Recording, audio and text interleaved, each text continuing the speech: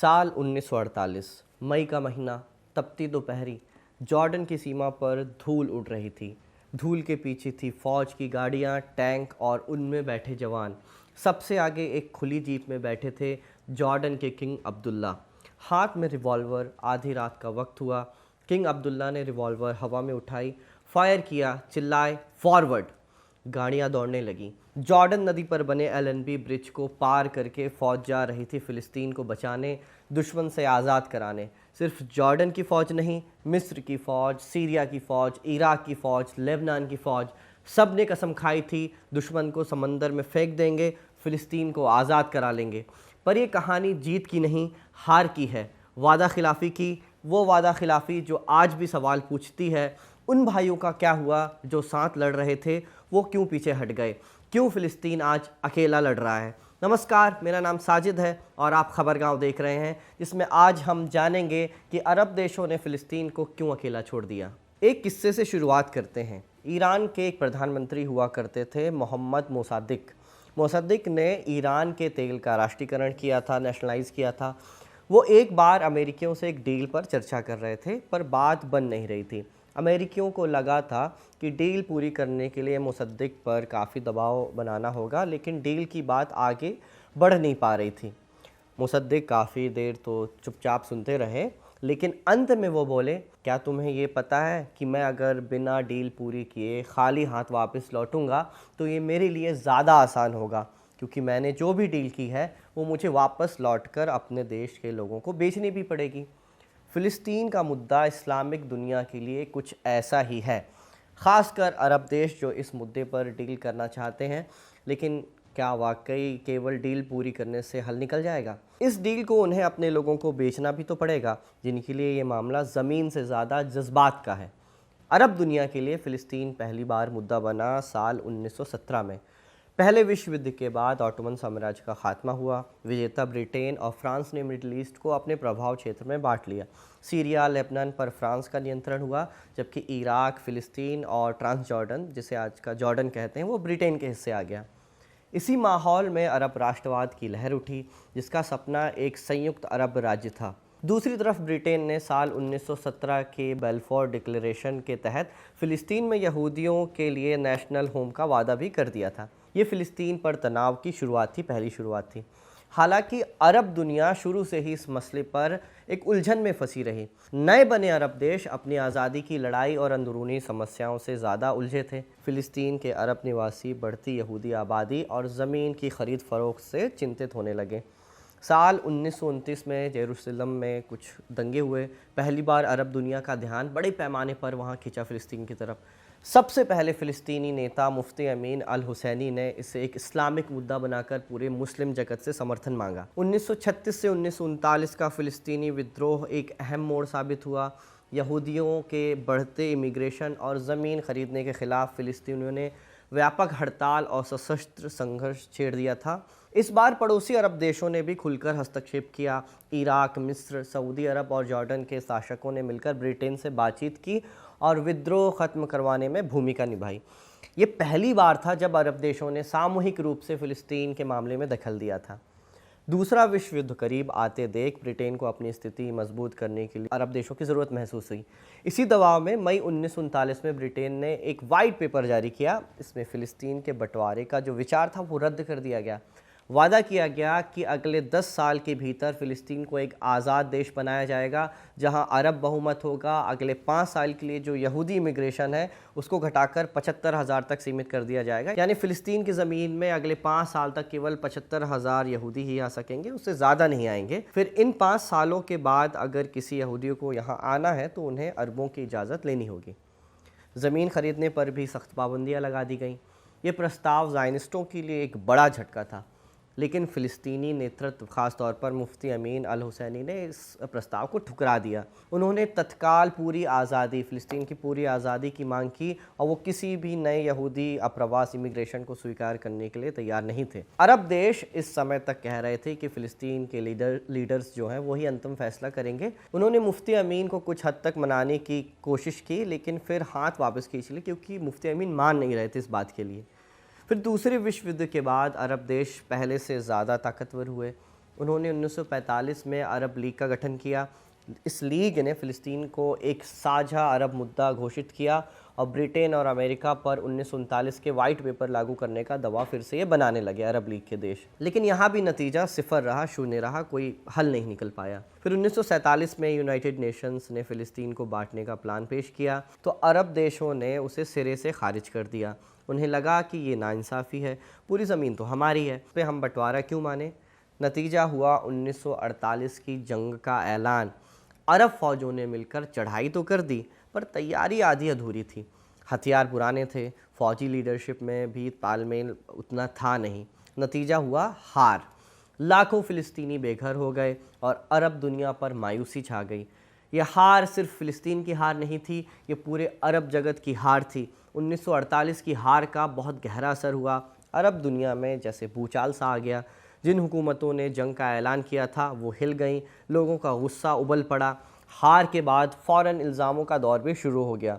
Syria में जंग के फ़ौरन बाद तख्ता पलट हुआ, मिस्र में किंग फ़ारूक की गद्दी हिलने लगी। लेबनान जैसे मुल्क तो इस जंग में बस नाम के लिए ही शामिल हुए थे, पर वहाँ भी सरकार पर सवाल उठने लगे। इस माहौल ने उन नए नेताओं और आंदोलनों को उभरने का मौका दिया जो पुरानी हुकूमतों को उखाड़ फेंकना चाहते थे।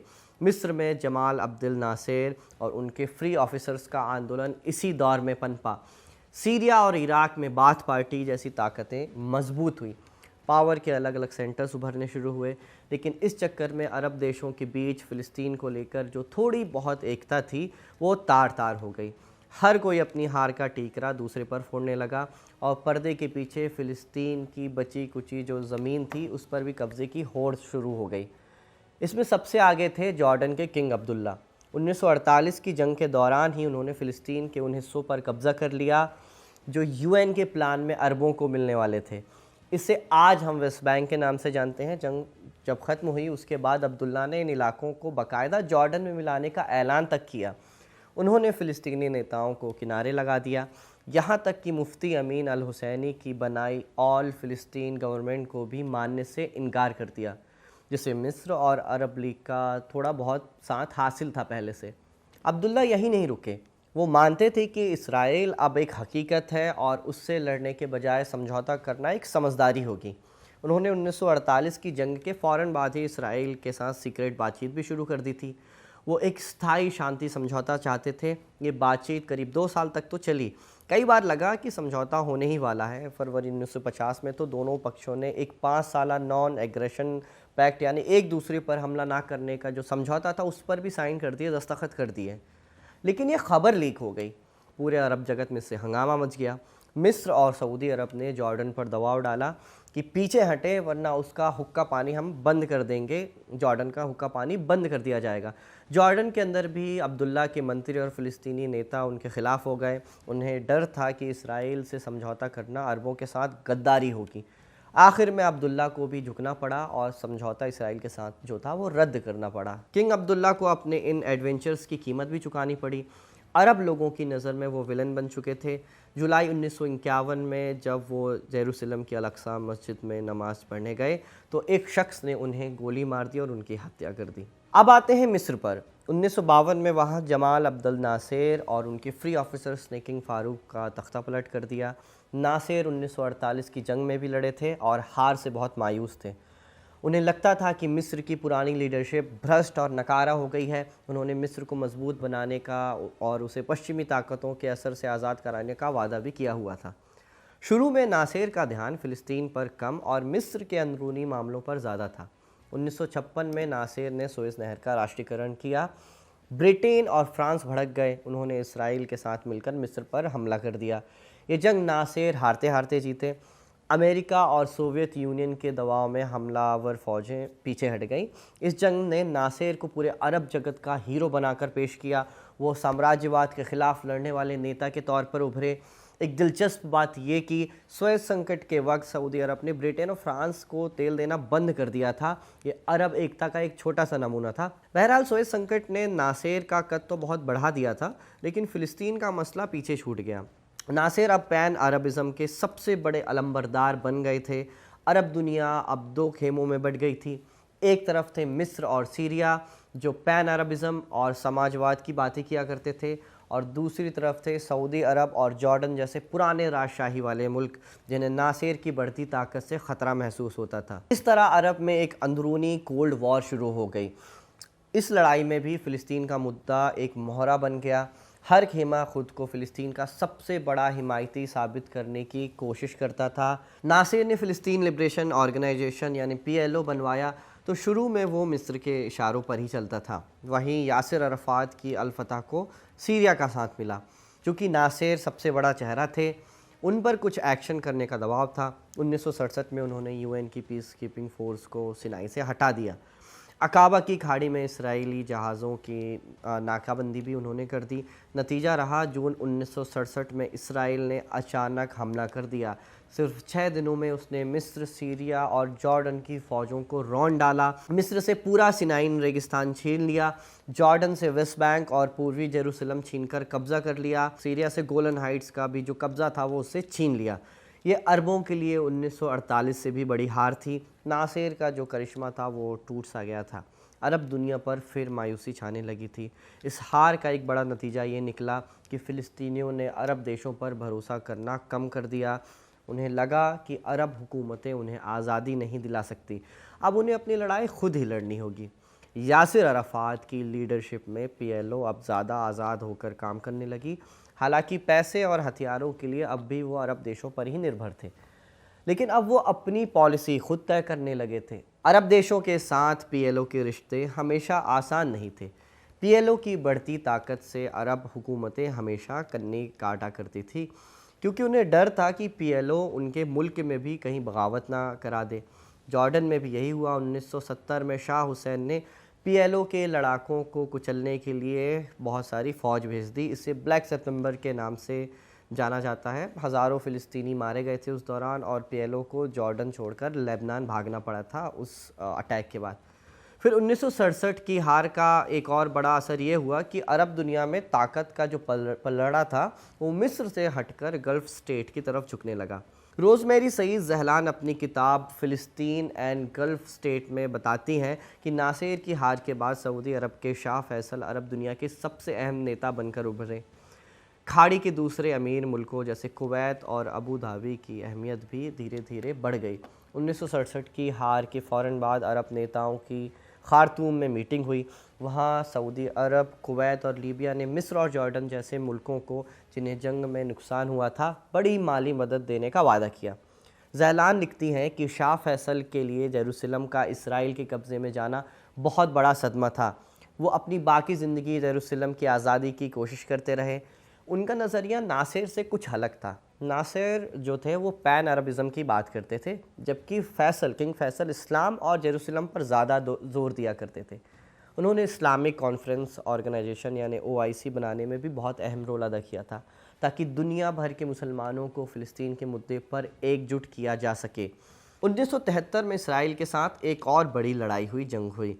इस जंग का सबसे जो नाटकीय पहलू था वो था अरब तेल उत्पादक देशों का हथियार के तौर पर तेल का इस्तेमाल करना।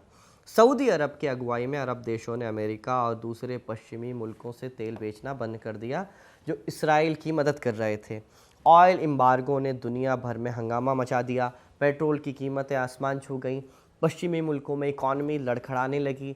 इस दबाव का असर ये हुआ कि पश्चिमी यूरोप के देशों ने पहली बार माना कि फ़िलिस्तीनियों के मसले को हल किए बिना मिडिल ईस्ट में अमन कायम नहीं हो सकता है। UN में भी फ़िलिस्तीनियों की आवाज़ ज़्यादा सुनी जाने लगी। इसके बाद फिर 1974 में UN ने PLO को फ़िलिस्तीनी आवाम का अकेला नुमाइंदा मान लिया।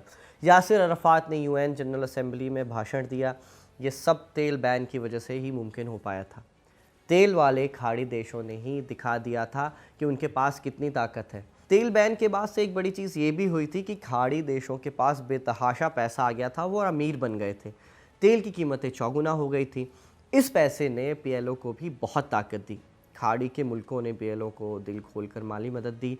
कुवैत जैसे देशों ने तो PLO के दफ्तर को दूतावास का तक दर्जा दे दिया था। ऐसा लगने लगा था कि अब मानो फ़िलिस्तीन का मसला हल होने के बहुत करीब है। खाड़ी का पैसा और अरबों की एकता रंग लाएगी, लेकिन ऐसा हुआ नहीं।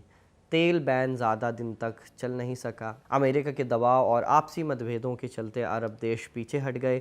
मिस्र के राष्ट्रपति अनवर सादात ने अलग रास्ता चुन लिया। नतीजा निकला 1979 के कैंप डेविड अकॉर्ड्स के रूप में।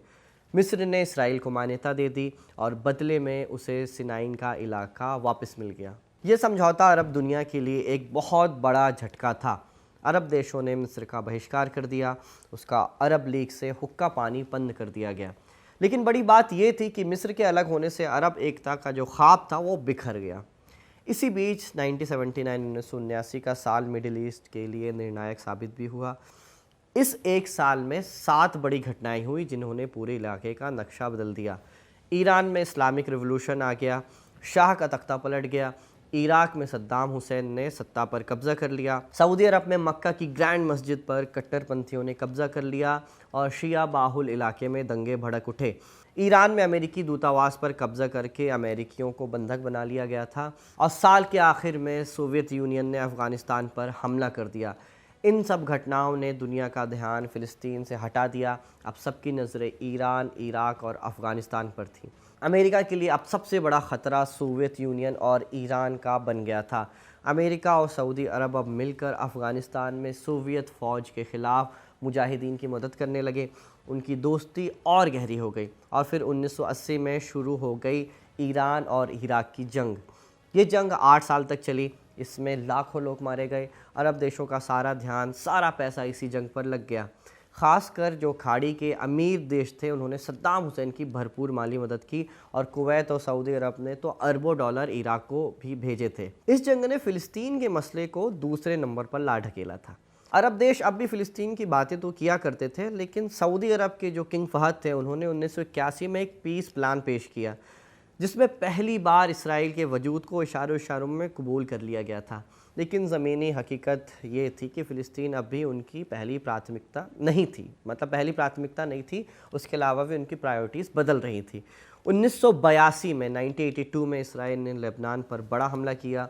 पीएलओ के हेडक्वार्टर को तबाह कर दिया, निस्तो नाबूद कर दिया। यासिर अराफात और उनके लड़ाकों को बैरूत छोड़कर त्यूनिस भागना पड़ा। अरब देश ये सब देखते रहे। उन्होंने इसराइल की निंदा की पर उसे रोकने के लिए कुछ ख़ास नहीं किया। अरब हुकूमतों की इस बेरुखी का नतीजा निकला 1987 में, जब वेस्ट बैंक और गज़ा में फ़िलिस्तीनियों ने इसराइली कब्ज़े के ख़िलाफ़ बगावत कर दी। इसे पहले इंतफादा का नाम दिया जाता है। ये आवाम का आंदोलन था।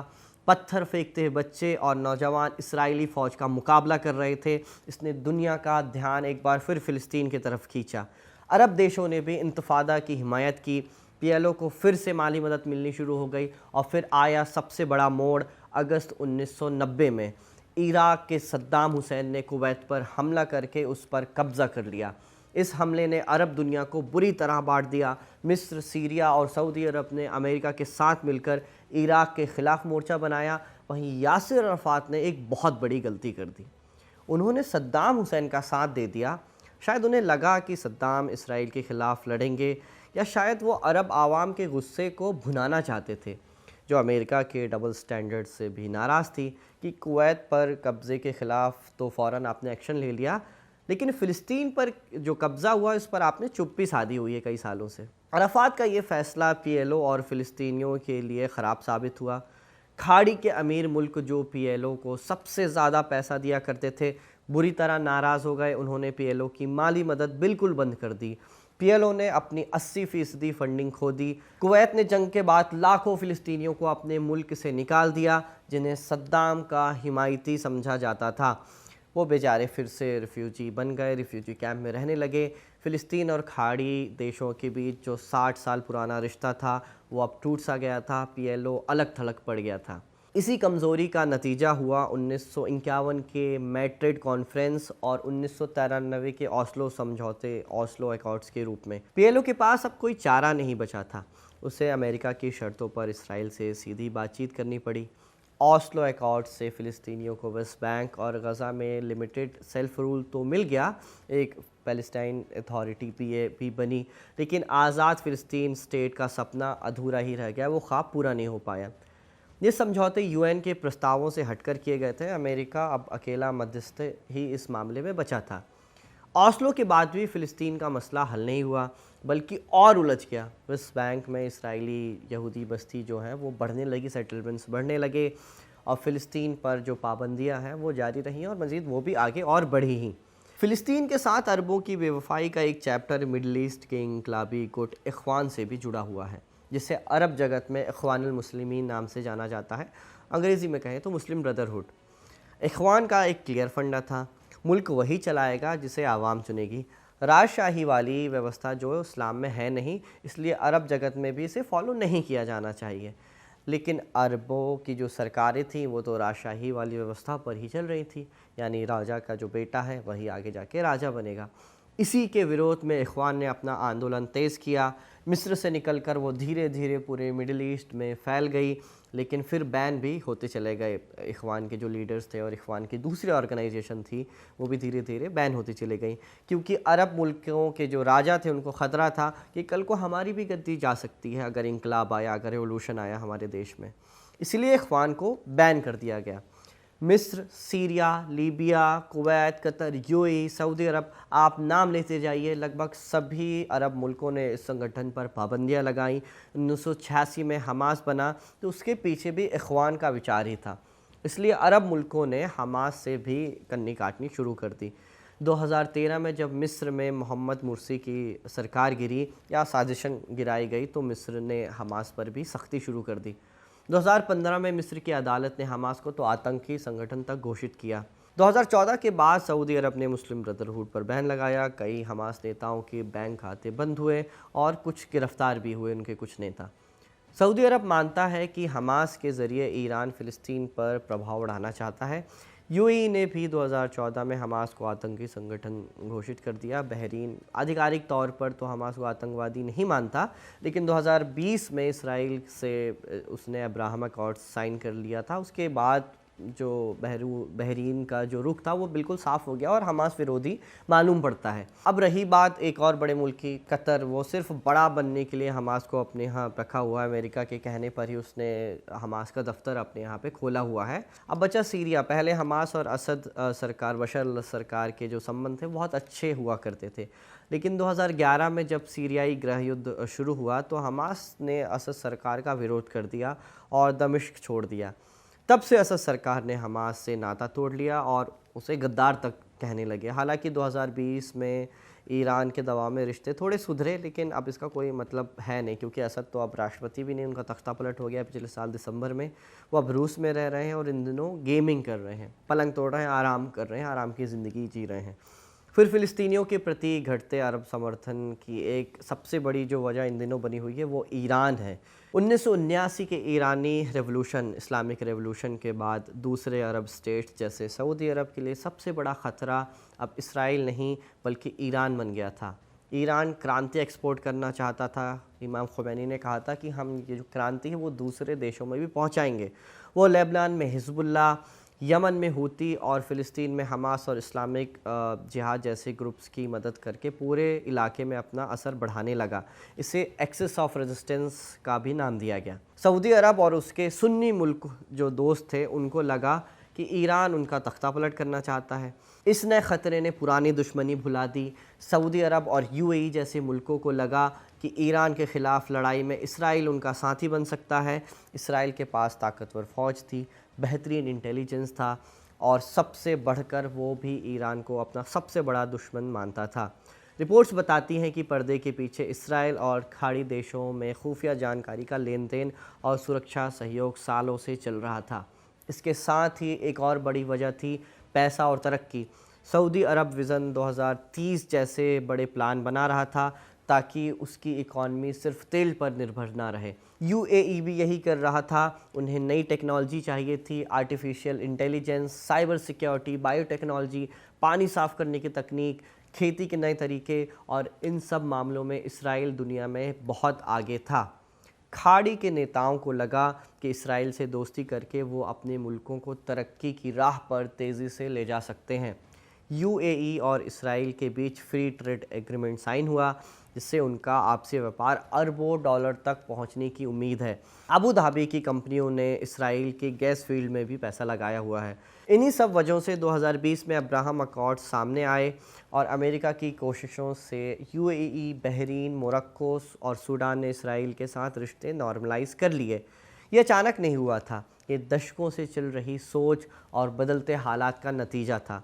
इस कहानी में एक और बड़ा पेच है। खाड़ी के नेता तो इसराइल से दोस्ती कर रहे थे, पर उनकी आवाम बिल्कुल खुश नहीं थी।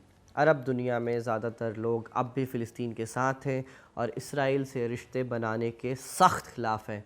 अक्टूबर 2023 में गज़ा में जंग छिड़ी तो लोगों का गुस्सा और बढ़ गया। इसराइल के हमलों की तस्वीरें टीवी और इंटरनेट पर फैली। अरब देशों की सड़कों पर लोग फ़िलिस्तीन के हक़ में और इसराइल के ख़िलाफ़ नारे लगाने लगे। जंग के बाद अरब मुल्कों में नॉर्मलाइजेशन का समर्थन करने वाले लोगों की जो तादाद है वो 13% तक सिमट कर रह गई। इस जनभावना ने अरब हुकूमतों को मुश्किल में डाल दिया। वो इसराइल से दोस्ती भी रखना चाहते थे और अपनी आवाम को नाराज़ भी नहीं करना चाहते थे। उन्होंने दोहरा रवैया अपनाया, पब्लिक में इसराइल की निंदा की और फ़िलिस्तीन के लिए हमदर्दी जताई। सऊदी अरब के जो विदेश मंत्री हैं उन्होंने यूएन में इसराइल के ख़िलाफ़ भाषण दिया। जॉर्डन ने अपना राजदूत तक वापस बुला लिया और इंटरनेशनल कोर्ट में इसराइल के ख़िलाफ़ केस में भी साथ दिया। लेकिन पर्दे के पीछे वो जंग को फैलने से रोकने और अपने हितों को बचाने में लगे रहे। यूएई, इसराइल और अमेरिका दोनों से बातचीत करके सीज़फायर कराने में मदद की। सऊदी अरब और जॉर्डन ने इसराइल के व्यापार के लिए ज़मीनी रास्ता खोल दिया ताकि लाल सागर में हूती हमलों से बचा जा सके। सऊदी अरब और यूएई ने ये तक कह दिया कि हमास को हथियार डाल देने चाहिए। यहाँ तक कि जॉर्डन ने भी चुपचाप इसराइल के साथ सुरक्षा सहयोग जारी रखा। अब एक समझौते की बात शुरू हुई है। अमेरिका के राष्ट्रपति डोनाल्ड ट्रंप ने गज़ा के लिए जो पीस प्लान पेश किया है उससे ज़्यादातर अरब और मुस्लिम मुल्कों का साथ तो मिल ही रहा है। आप जानते हैं सऊदी अरब, जॉर्डन, यूएई, मिस्र, कतर, तुर्की, पाकिस्तान और इंडोनेशिया, इन 8 देशों के विदेश मंत्रियों ने तो बाकायदा बयान जारी करके ट्रंप की कोशिशों का स्वागत किया है। इस प्लान के 3 फेज़ों में से पहले की शुरुआत तो हो चुकी है, पहले चरण की शुरुआत हो चुकी है। सीज़ फायर और बंधकों की रिहाई तो हो गई है और जारी है। सीज़ फायर भी टूटा फूटा तौर पे हो रहा है, लेकिन आगे क्या होगा ये दूर की कौड़ी ही है। आगे हम ये बता नहीं सकते कि क्या होने वाला है। हमास हथियार डालेगा ये कहना भी बहुत मुश्किल है। और इसके बाद गज़ा में एक अंतरिम सरकार बननी है, वो कैसी होगी इसका भी अभी तक कुछ पक्का पता नहीं है। ये नया प्लान फ़िलिस्तीन की आज़ादी या अलग फ़िलिस्तीन स्टेट की वकालत नहीं करता, लेकिन अरब देश इसके लिए राज़ी हैं। ये एक इशारा है। अरब देशों का इस प्लान को मानना ये दिखाता है कि अब उनकी पहली प्राथमिकता फ़िलिस्तीन की आज़ादी नहीं है, बल्कि इलाके में स्थिरता बनाए रखना है। वो चाहते हैं कि फ़िलिस्तीन का झगड़ा किसी तरह काबू में रहे ताकि वो अपने बड़े आर्थिक और सियासी एजेंडे पर काम करना जारी रख सकें। उधर इसराइल के कतर पर मिसाइल अटैक के बाद ये माना जा रहा है कि मिडिल ईस्ट के बाकी देश नहीं चाहते कि उन्हें इस लड़ाई में घसीटा जाए। तो कहानी शुरू हुई थी भाईचारे, दीन और अरब एकता के नाम पर, फ़िलिस्तीन का साथ देने के वादे से, पर रास्ते में अपने अपने मुल्कों के हित, गद्दी बचाने की चिंता, आपसी दुश्मनी, ईरान जैसे नए ख़तरों का उभरना और आर्थिक तरक्की की चाहत, बड़ी ताकतों का दबाव और फ़िलिस्तीन की लीडरशिप की अपनी गलतियाँ, ये सब हावी होते चले गए। अरब हुकूमतें धीरे धीरे फ़िलिस्तीन के मसले से किनारा करती चली गईं। ज़बानी जमा खर्च तो जारी रहा, पर अमल गायब हो गया। 1948 में जो अरब फ़ौजें फ़िलिस्तीन को आज़ाद कराने निकली थी, आज उनमें से कई मुल्क ने इसराइल के साथ रिश्ते बना लिए हैं। फ़िलिस्तीनी आज भी अपनी ज़मीन और अपनी आज़ादी के लिए लड़ रहे हैं, लेकिन उनके अरब भाई जिनकी तरफ वो उम्मीद से देखते थे, अब उनसे बहुत दूर खड़े नज़र आते हैं। ये कहानी सिर्फ फ़िलिस्तीन की तन्हाई की नहीं, बल्कि अरब एकता के नारे की हकीकत की भी है, और ये दिखाती है कि कैसे सियासत में जज्बात अक्सर ज़मीनी हकीकत और ठंडे नफ़े नुकसान के हिसाब किताब के आगे हार जाते हैं। आप इस विषय पर क्या राय रखते हैं, हमें कमेंट्स में ज़रूर बताएं। ये स्क्रिप्ट लिखी थी हमारे साथी कमल ने, रिकॉर्ड की हमारे साथी सर्वेश ने, और इसका प्रोडक्शन किया हमारे साथी हेमंत ने। मेरा नाम है साजिद। देखते रहिए खबरगांव।